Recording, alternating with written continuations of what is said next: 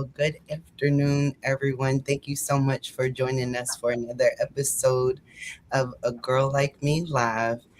We are on episode 39, which is insane to me.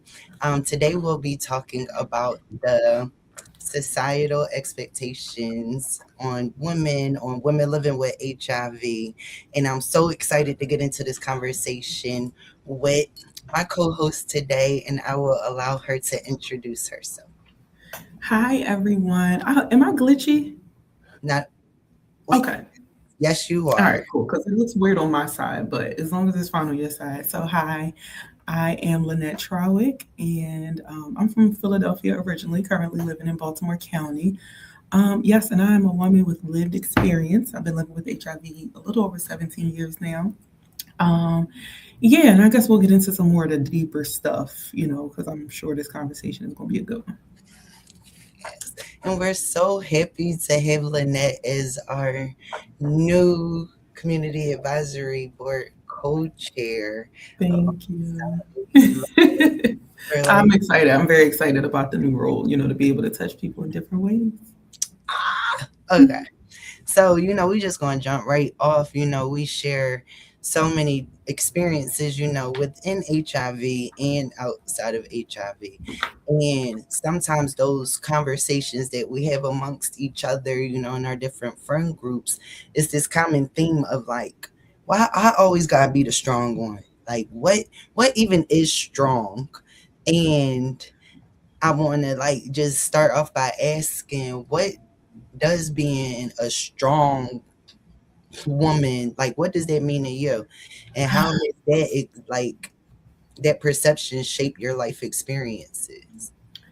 I feel like, I don't know, strong is kind of a double sided word for me. So to me, for me, and this is the definition that I've kind of come up with as I've kind of going along with life, it's really learning that you will have weak moments and being okay in those weak moments, learning how to lean on people when you need to lean on people. Um, there's a lot of strength in that. There's a lot of strength in sitting and crying. There's a lot of strength in, like I said, there's a lot of strength in acknowledging that you can be weak. However, society doesn't look at it like that. When I initially started thinking of strong, it's like I can take all of this stuff, I can do all of the things, I can go here and go there and be great at all of it. Absolutely not. So that is what the definition is not to me. It's being able, strength is being able to take a seat for a second. I know this, right? And I've only learned that since like being vocal and vulnerable my own self, and realizing that it was many of us that were having this experience. I just thought that it was like a solo, I these expectations were just on me. And when I started talking to more women, more black women, more Mm-hmm. children, girls, Mm-hmm. like, no, those expectations have been there for a while. And when I Yeah. think about, like, how it has shaped my life experiences, it started very young. Being a mature, oldest girl child, the expectations that the family had on me, and then further the outside people had on me. I always looked older than my age, so they expected me to know more than what Yeah. I knew already. Like the expectation Yeah. was you knew how to say this sentence really well, so you must already know these other very important things, and that was not the case. Yeah. Or I saw you go through all of that crazy stuff and look how strong you still are. Like that word resilience. I hate it. I Yeah, didn't choose to go through that stuff. Like yeah, resilience is one of those other trigger words for me. So, um, I used to yeah, think like that you was overcame a good so word. much. I thought it was And a I good. used to as well because it sounded good. It sounded good. It went in line with all of the other positive things people would say, especially about Black women. You're so resilient. You're so strong Black woman. Y'all can have it. And then I look back, I really didn't have no choice. Like, what else was I supposed to do but make it through that? I didn't want to. It was very hard. I cried. I almost thought I could not Yep. make it. Yeah. I call Yeah. this strong. Yeah. did not have a choice in the story that was given to me. I just had to be. So that resilient piece, yeah, I don't know. I want to take a nap.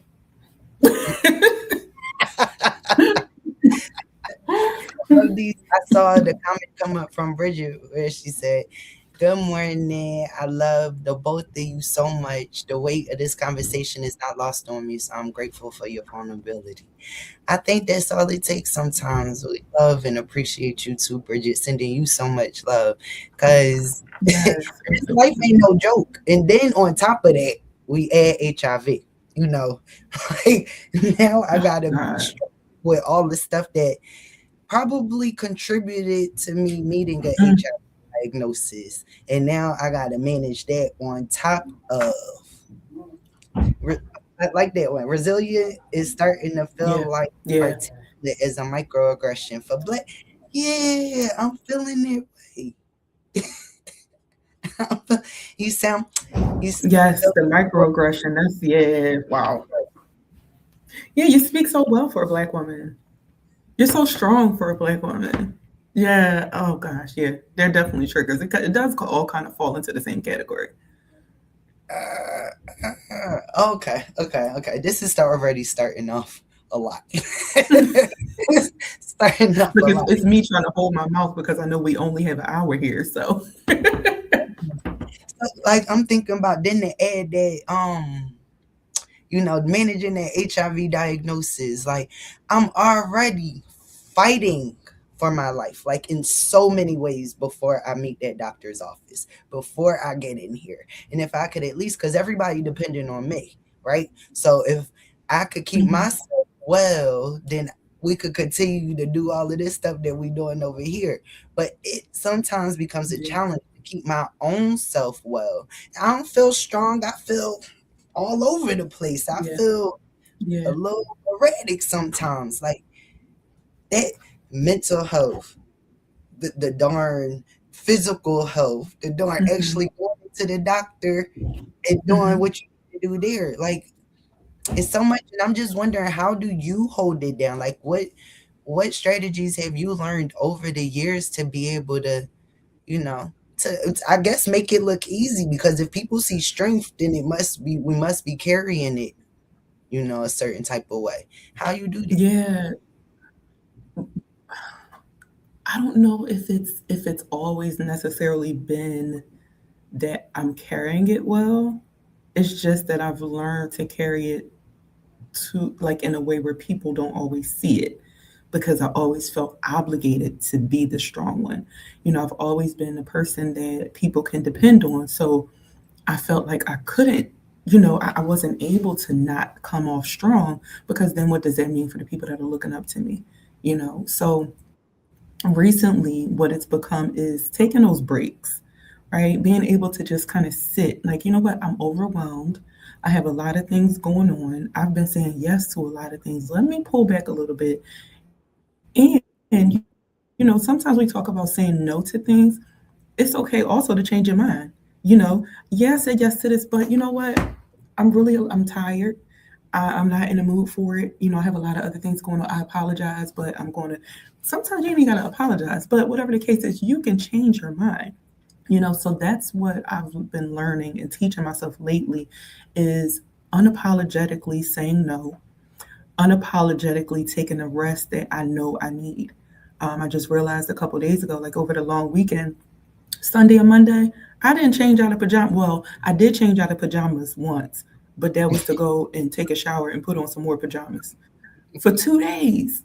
And before I would have beat myself up so bad, but when I tell you Tuesday morning, I woke up so refreshed because I needed it and I didn't feel guilty about it at all. So that's what it's looking like now. That's what it's looking like to really care for myself and be able to take off some of that weight and not feel obligated to be strong.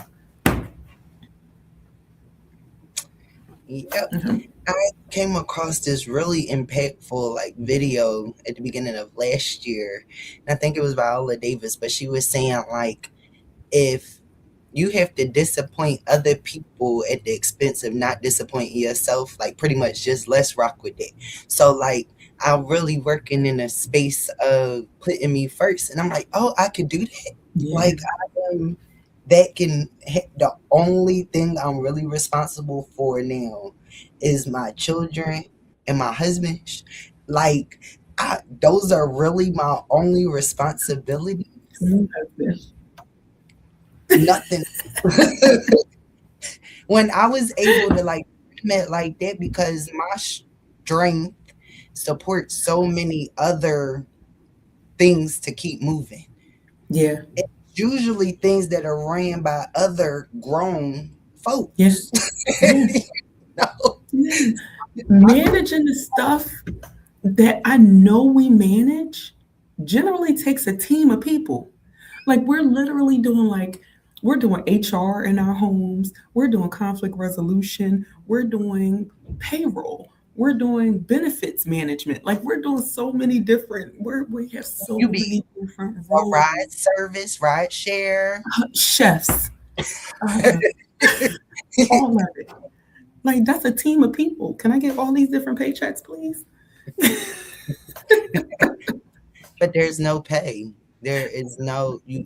And it, No monetary pay. We'll keep it cute. mm-mm. You Because got it all pays off in the end.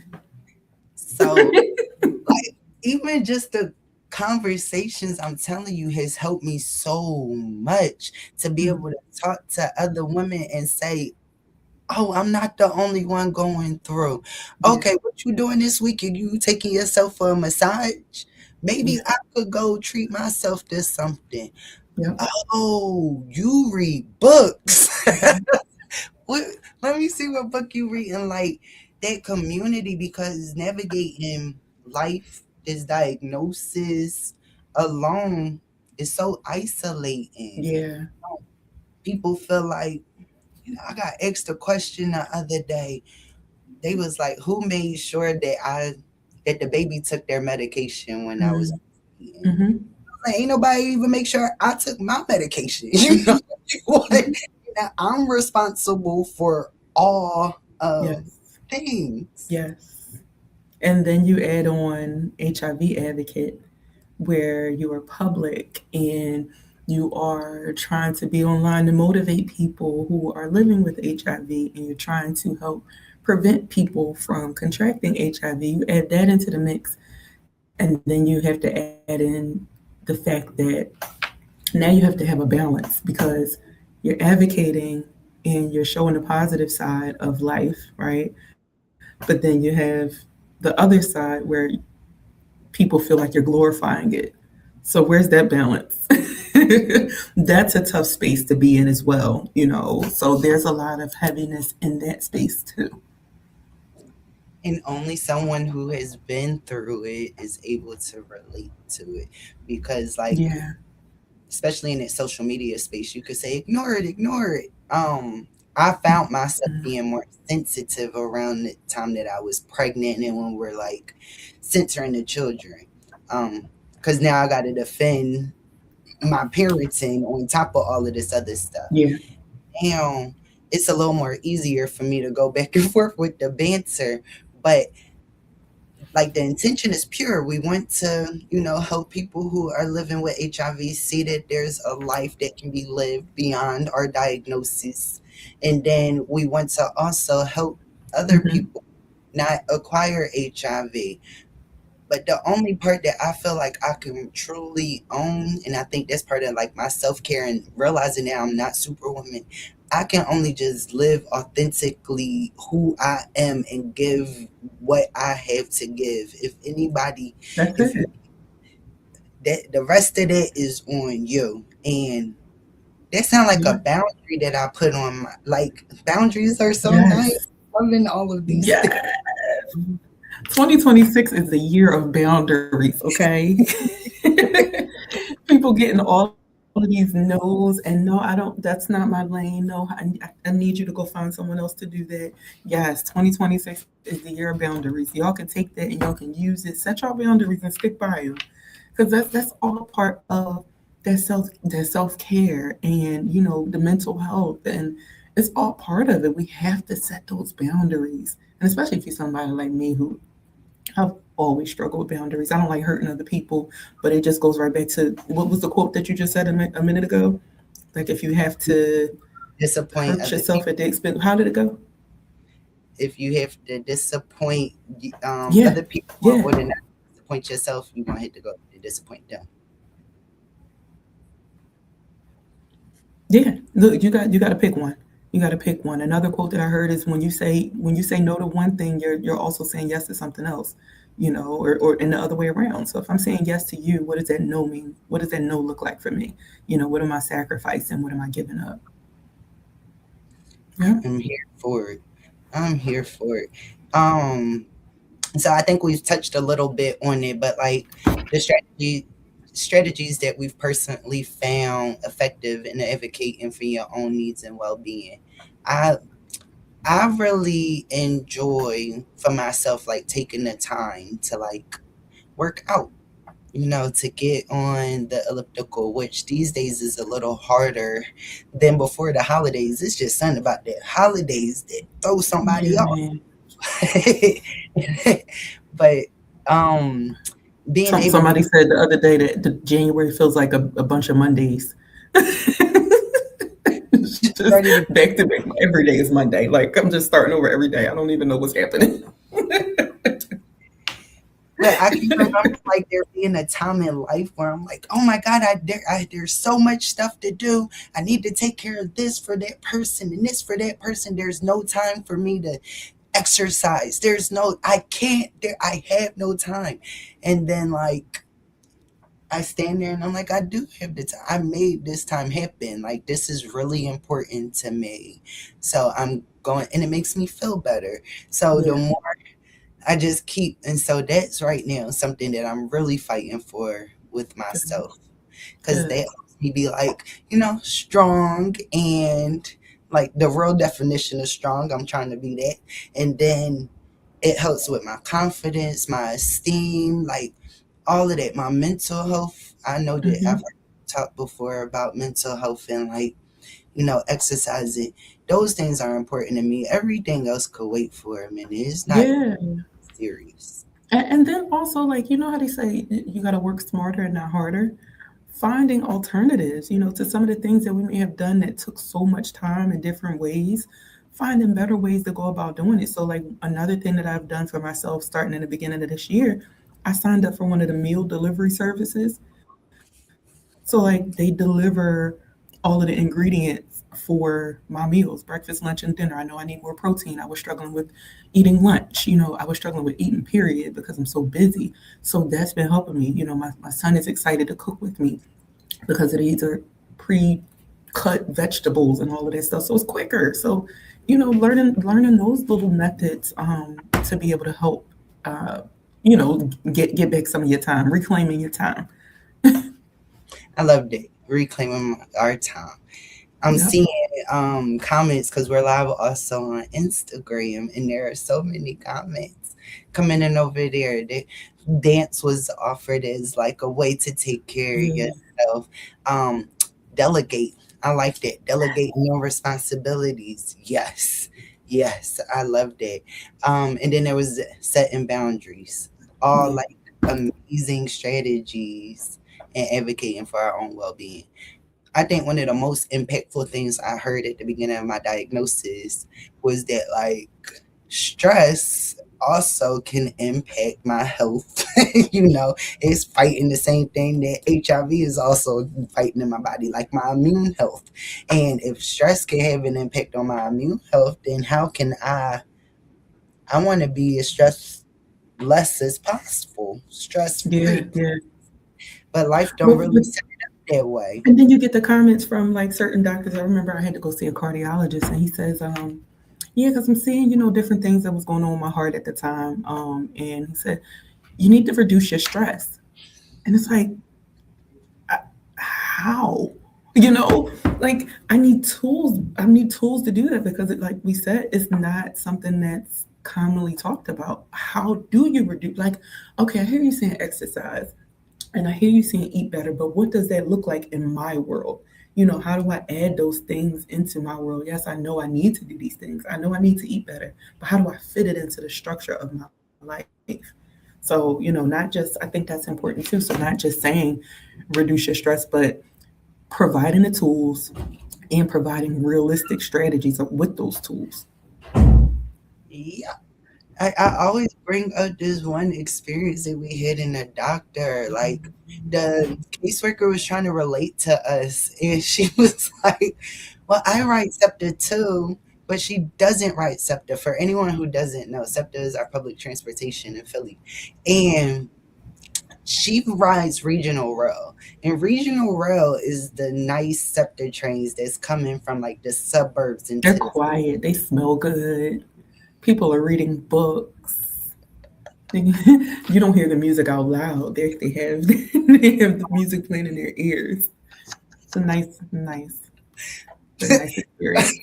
but in her attempt to try to relate, you know, I felt so offended, and I don't know if pieces of it was like, "Miss, you don't get it. Like the stress that it took for me to even get here today. You don't know what I went through. Yeah, People was just trying to fight on the train. They was smoking. I had to move to another cart so that I'm not in the train with my baby in this same cart.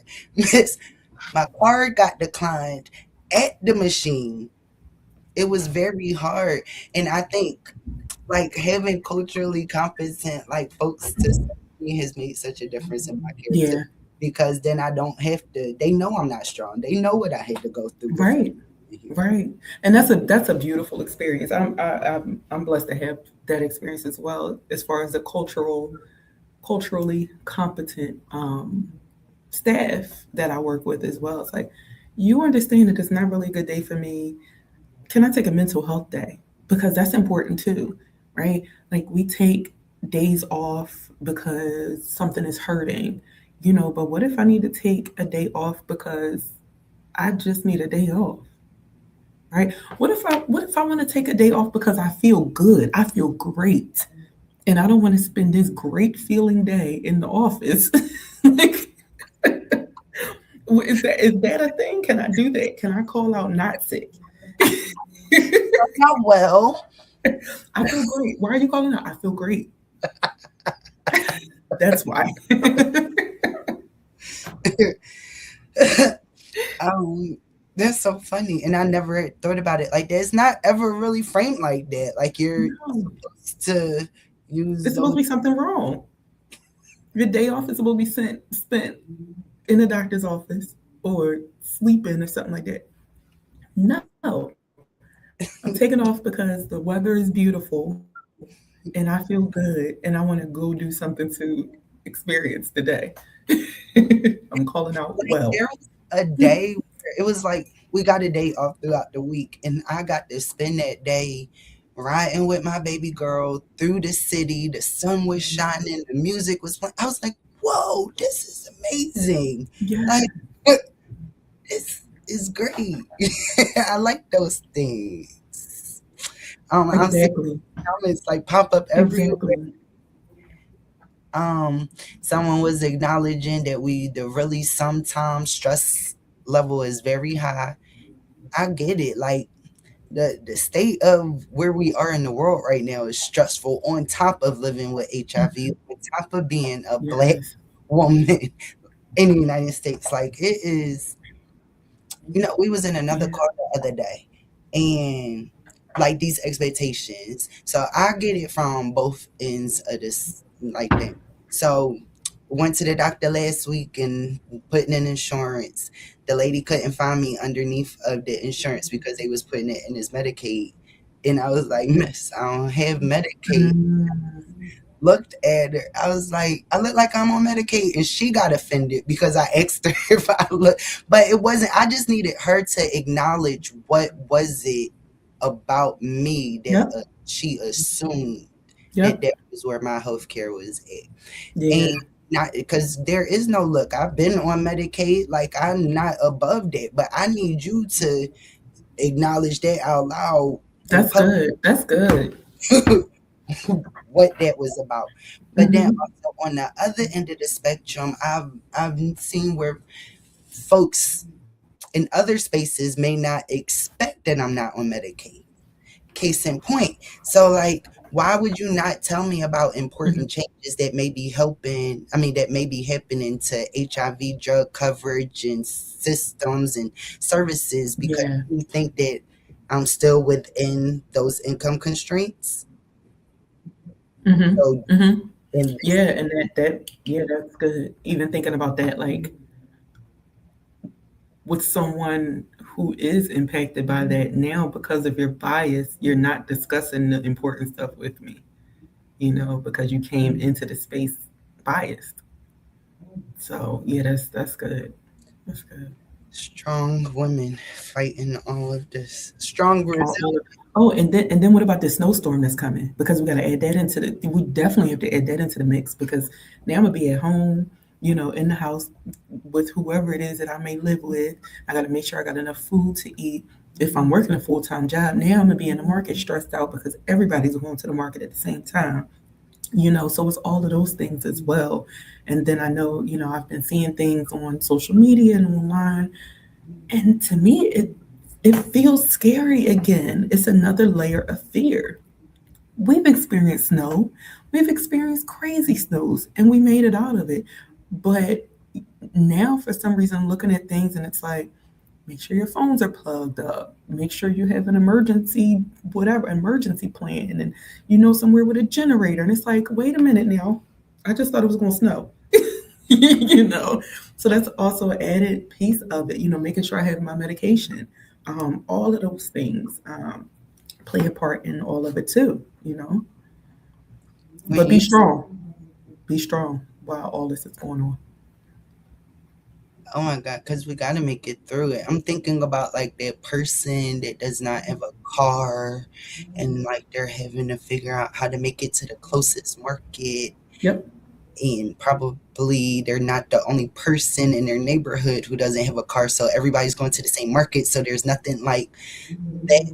My hands are sweating because it seems so like reminiscent of days that we have experienced before. And that the storm is a physical manifestation of the world right That's a perfect saying. It really is. It really is just the feeling of unrest and uncertainty, and I don't know what's coming and prepare for what because I'm not even sure what it looks like because it may or may not snow, and you might get this amount of snow, but you might also get that amount of snow. I don't even know what next week looks like because people are trying to plan appointments, and I'm like, I don't know because I don't know. but I'm So, undetectable. but I took my medicine. Like I'm My kid is undetectable. alive. Nobody be alarmed. I have done where does it Oh, yeah. I'm grateful. Like I really am when I look back, we watch movies and stuff and see how HIV and AIDS have impacted our communities and like women and how far treatment has come. I'm grateful that we are in a place that HIV is manageable in that way and that it is not at the top of my list every day. Yeah.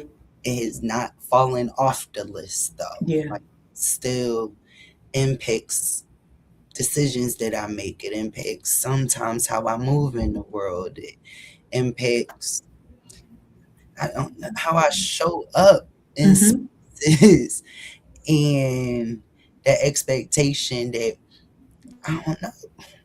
It gets I'm not strong. I'm not strong. I think I said this on another Girl Like Me line. I am definitely not strong.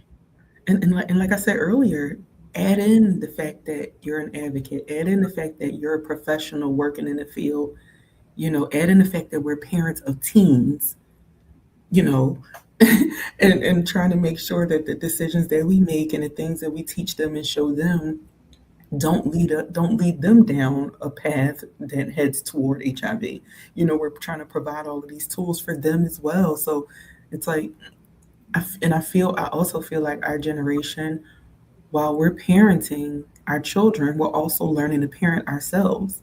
Because there are things that we didn't get when we were growing up, just because of how the generations, how they change over time.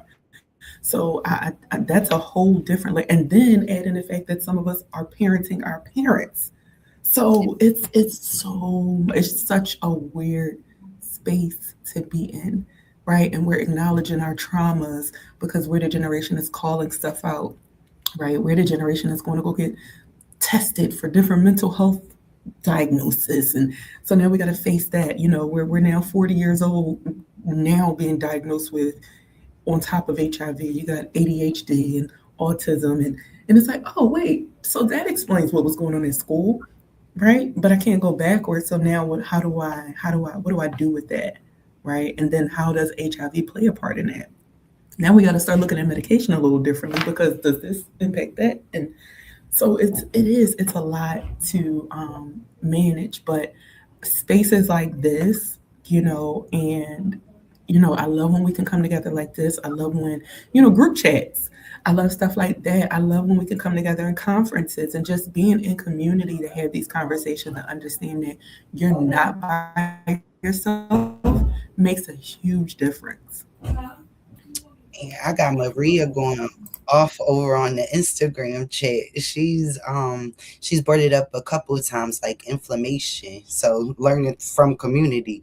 I'm like, oh, this is what I have to look forward to. She was saying the longer you live with HIV, the harder it is on your body. It's not easy.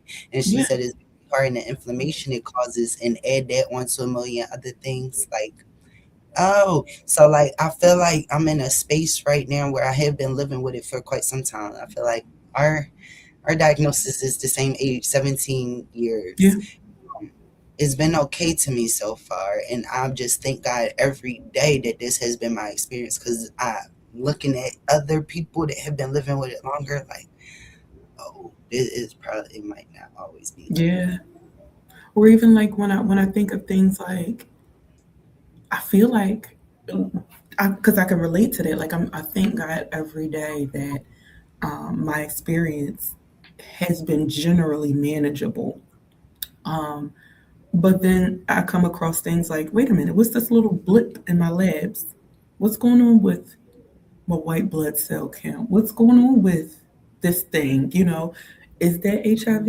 Is that just aging? Because that's another part of it, right? Because we're aging with HIV, and I know that's a hot topic right now. So we're looking at a lot of things that would naturally go on in our body, perimenopause, oh God, all of these things that we naturally deal with on top of HIV.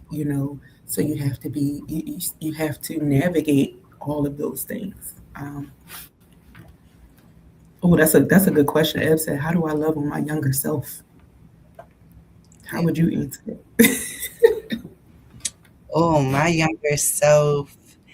I've been loving on her through my actions and my older self because I realize I'm not getting no younger. And if I don't ever come out and say I don't know or I need help, like I'm just going to keep getting older and don't know. So I have given younger Cece the permission to ask Yeah, questions, to lean on community, to build support, and to find the importance in it. Like I was raised to believe that like what's the importance of friends? Like, no, you came in this world by yourself, you're gonna leave by yourself. So I was like, I've stuck to myself for so long.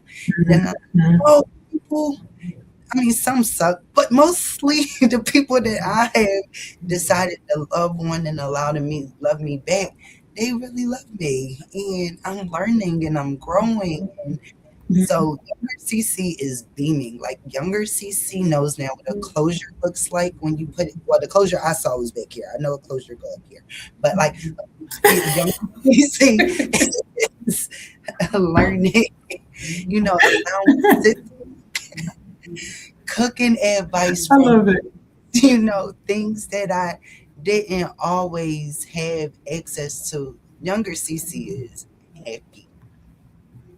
How you I love love on that. I love that. So the way I love with my younger self, so my younger self, I didn't feel free to be as creative as I could have been. Right. I've always been the type that wants to do stuff with my hands. I wanted to write. I wanted to draw. I wanted to do all of these things that um like there was a waste of time, right? So now the way I'm able to love on my younger self is to take that time to do those things. I take the time to do the childish things. I want to sit in the middle of my floor with my legs crossed and color. I want to sit in the middle of the floor and play in dirt. I love plants, so I'll repot a plant. I love the things that society would view as childish are the things that I love doing now because those are the things that my younger self absolutely would have loved to do. I sit and I write.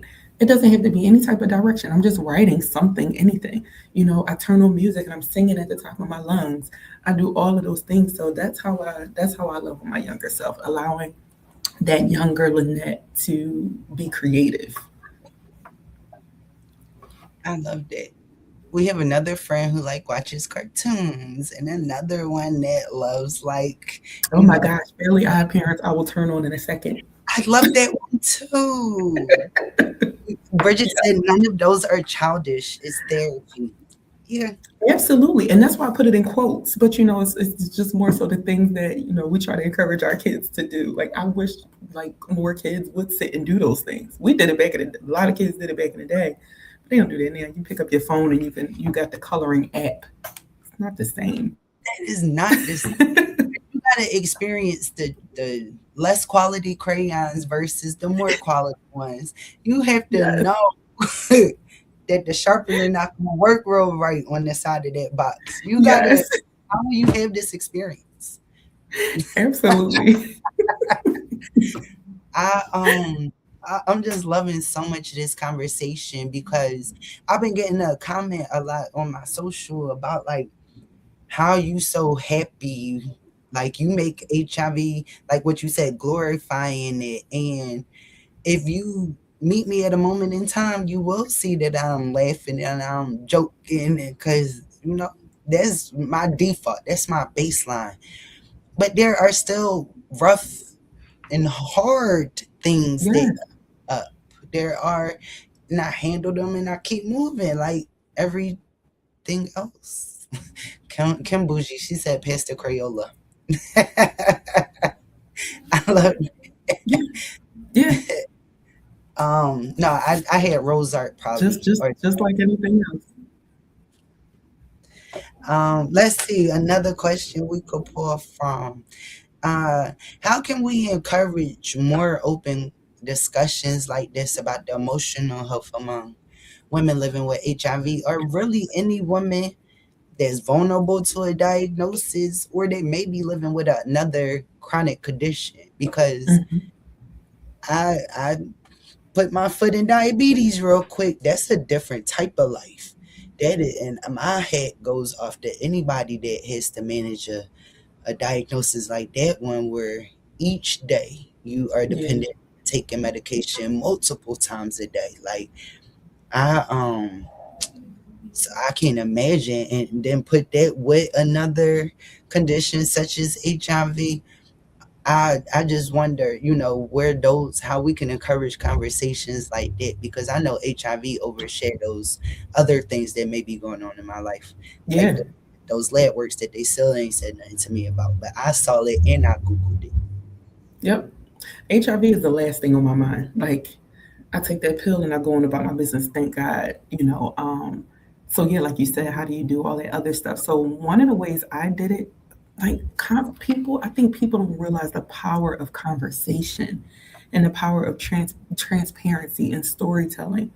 So one of the things that I did, and I see one of my friends on here now, I invited a group of my friends over because going back to what you said before, I didn't grow up with a lot of friends, right? So Charmaine is one of my close friends now, and all of my friends, like we were kind of scattered, and I want to spend time with this one, this one, this one, and this one. But how do I find the time, right? So I invited them all over to my house. I said, listen, this is the day I'm free. All of y'all come, as many of y'all as possible. Just come over, and we just sat and we talked, right? And we raised like different points. I had them write down little anything that was on their mind that they felt was like taboo that they never wanted to talk about with anybody else, and we put them into a bag, and nobody labeled anything, they didn't put their names on it, and we pulled things out of this bag and we read them and we talked, and we realized how similar we all were. How many of us shared the same experiences that we've for all of these years been holding to ourselves and isolating ourselves because of it. right? We're sitting in the corner like, oh my God, I would never say this to anybody because they're going to judge me. Yeah, but all 10 of us are now sitting in the room, and 8 out of 10 of us then experience the same thing. So now you don't feel as odd, you know? So that's one way that, like I said, conversation and storytelling is huge.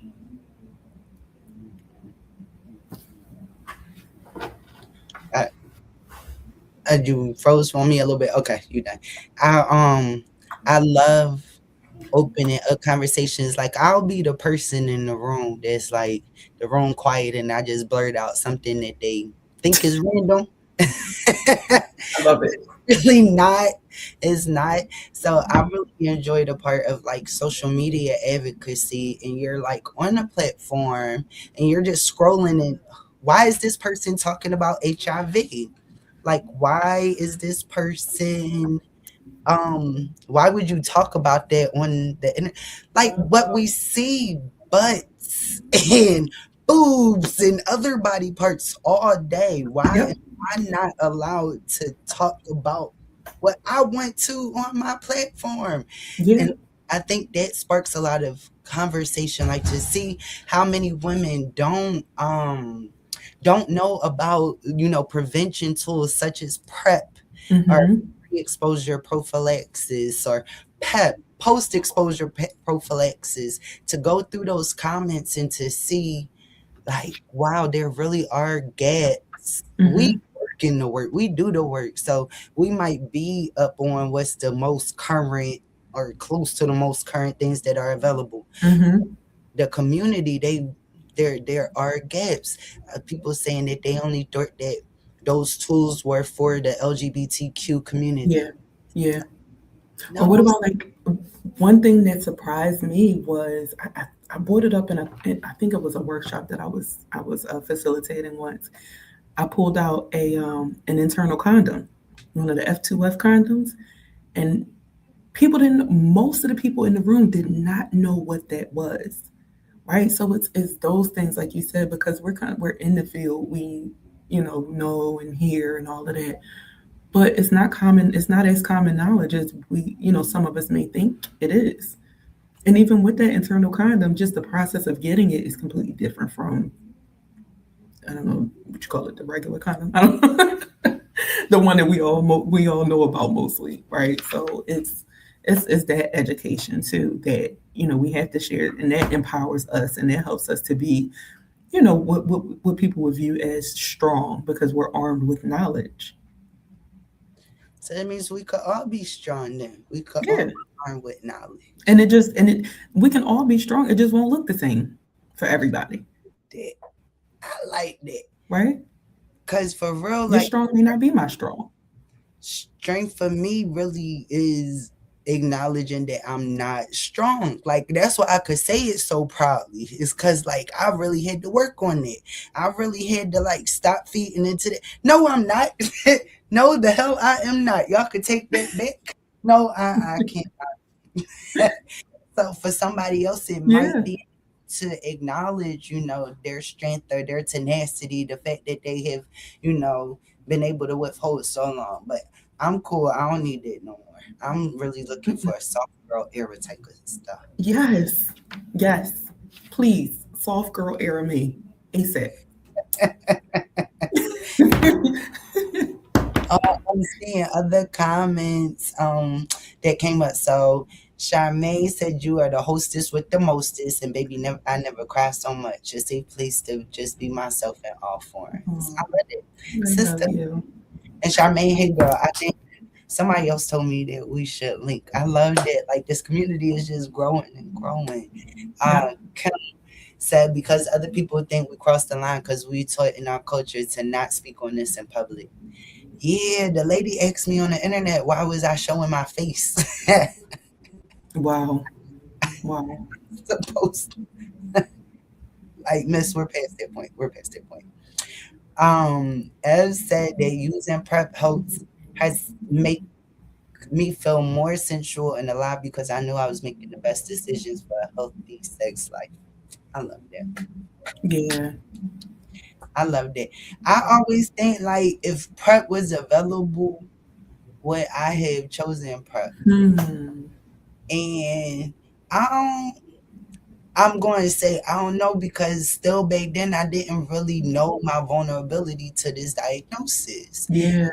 It Yeah. wasn't seeing other young black women living with it, so I didn't think that it was possible for real. Yeah, I wouldn't. I know I wouldn't have, for the exact same reason that you said, that I wasn't even properly protecting myself against HIV with the tools that were available. Because what? I'm a young black working mom. That's not. I'm not worried about that. That's not in my community.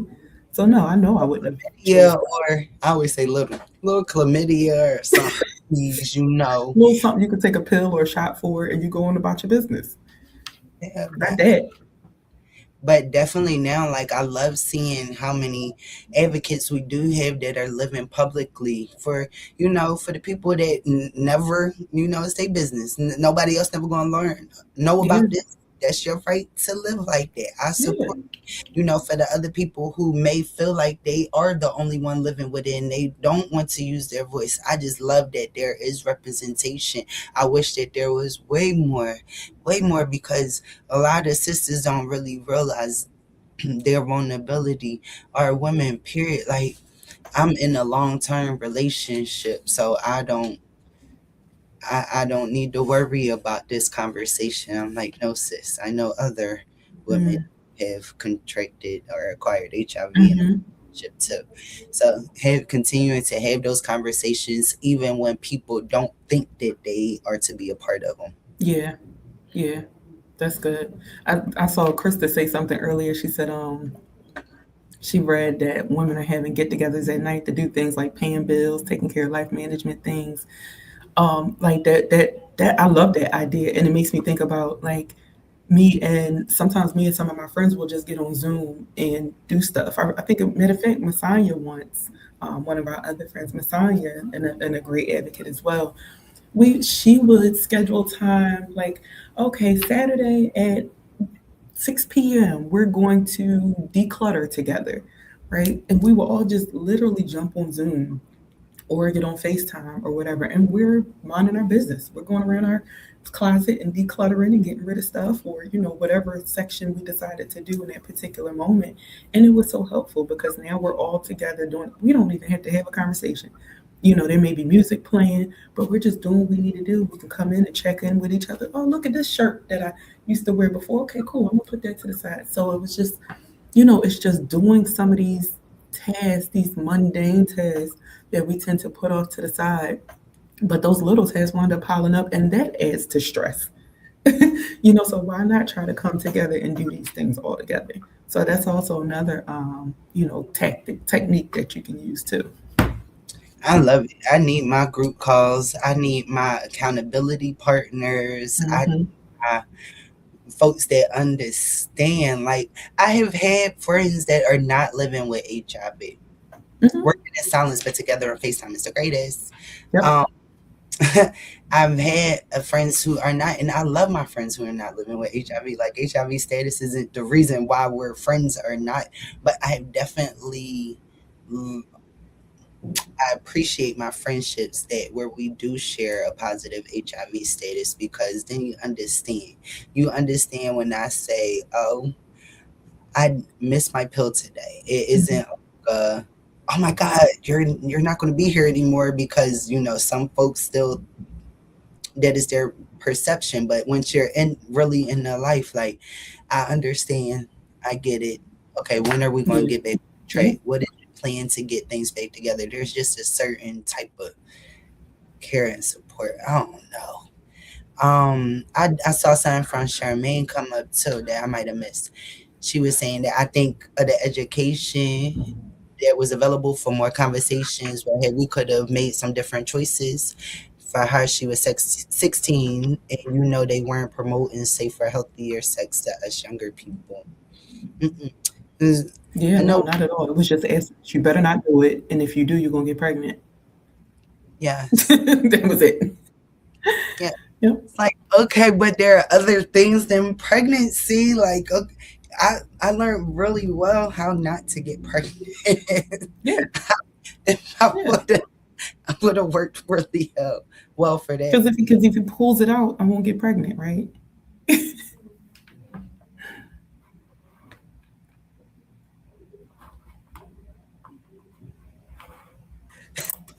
Wait, everybody still here?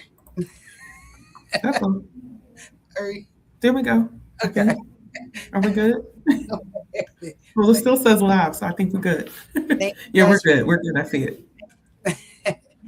Um, yeah, that abstinence conversation, I know definitely know for me, that was not that wasn't the most helpful conversation to be had. And I think that expectation, once again, being a mature young girl coming up, folks thought that I knew more than what I knew. Yeah. I did not. Yeah, man. But I I also, wish I wish people would have realized how much I did not know. mhm. I want to remind everyone before we get too far off of track, before I get kicked off again, we have an evaluation for today's episode. So these evaluations, they help us learn from you. Like, did this conversation meet what you were expecting? Did you learn anything? Give us suggestions for how we can make this A Girl Like Me live programming better. We would really, really appreciate it. So the link I know will be in the chat. Um, we're coming towards the end, and I'm trying to see where I want to round off at. We've had so much interaction and engagement from the audience on all the platforms. Thank y'all Mm-hmm. so much for being here. This makes such a difference. I know for me, my heart is full today. Mm-hmm. So now, going back out into the world, how can we continue to shift the narrative around strength to like include like more like to show that vulnerability can be strength? Yeah. I think one of the things that we talked about earlier were those boundaries, right? I think that's huge because there's a couple different layers when you start setting boundaries. Like number one, of course, those are the boundaries because it's self care, right? Like so now I'm able to say no, I'm not going to do this because I have to do this, right? But then it also shows that we are vulnerable, using the word that you just said. We are vulnerable. I can't handle all of this stuff, so I'm going to have to say no to you so that I can show up better in these other areas. um, so boundaries, I feel play a big part. And if you're anything like me, sometimes I struggle with saying my words out loud to people when it comes to boundaries. Write it down. Sometimes it may be helpful to write a letter and then read the letter to the person, because then eye contact is best, but sometimes it's better if I can just be like this and just hush for a minute. Let me get through this letter, and then we can talk about it afterward. So things like that are definitely helpful.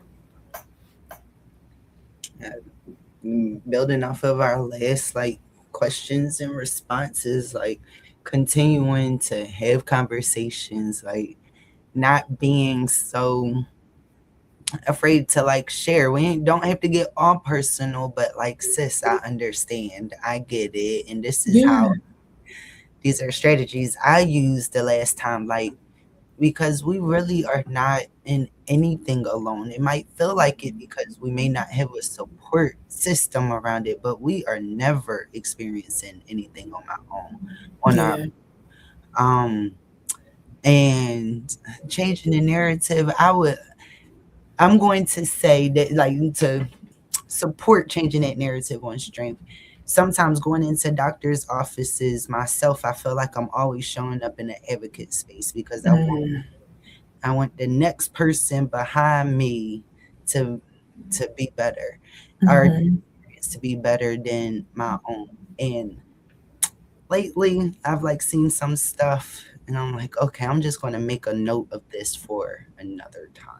Yeah, yeah, Today, I don't feel like, so maybe I'm choosing my battles. Maybe that yeah. I can't do it today. Learning how to be a client or a patient instead of an advocate in some spaces, right? Even in therapy, I literally, on my first session, I told my therapist, listen, I will take over this whole thing. I will therapize myself, and you're not going to know where to fit in. Do not allow me to do that. So I had to call myself out just so I know I could get the care that I need. Because otherwise I will go in there and I'm like, yeah, because I was researching and I looked up such and such, and I feel like that's what I don't want to come in there with any of that. I just want to come in there as a blank canvas, like someone who doesn't have the knowledge of all of these things.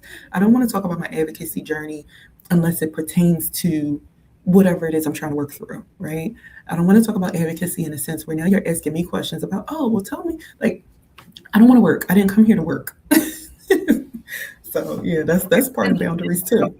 That's an additional code switch.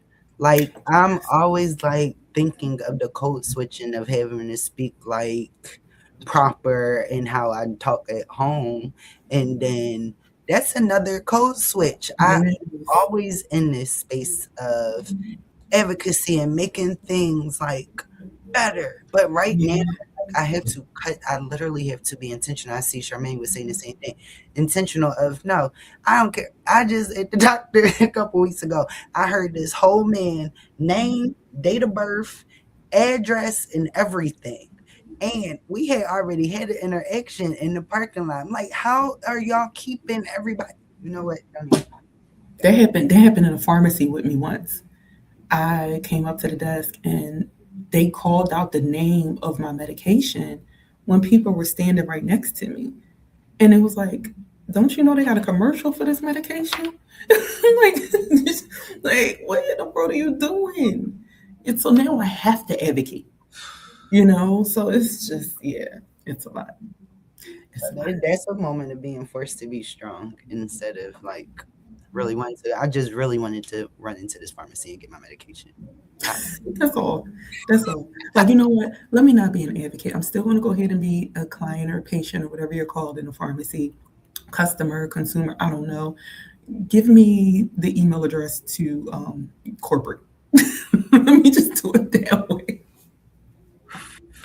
well, I feel like I need a couple deep breaths. Like I'm just, it just feels so heavy. It feels like a lie. I know we're managing it Yeah. as everybody else is here. We're managing it, but times are not easy where we are.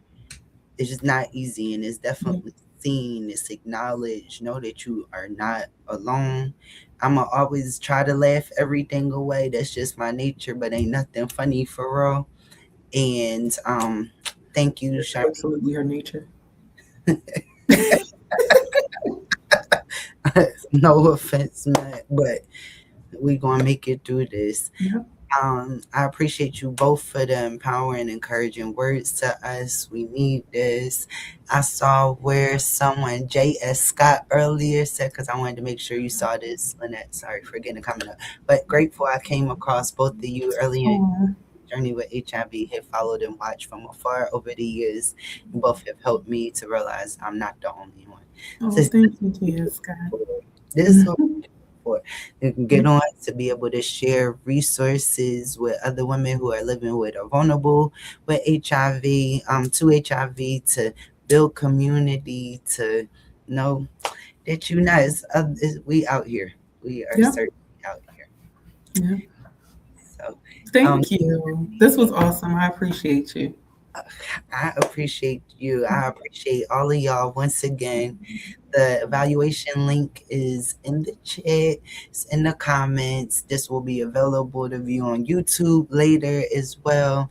We are so grateful that you joined us again for another A Girl Like Me Live. This was episode 39.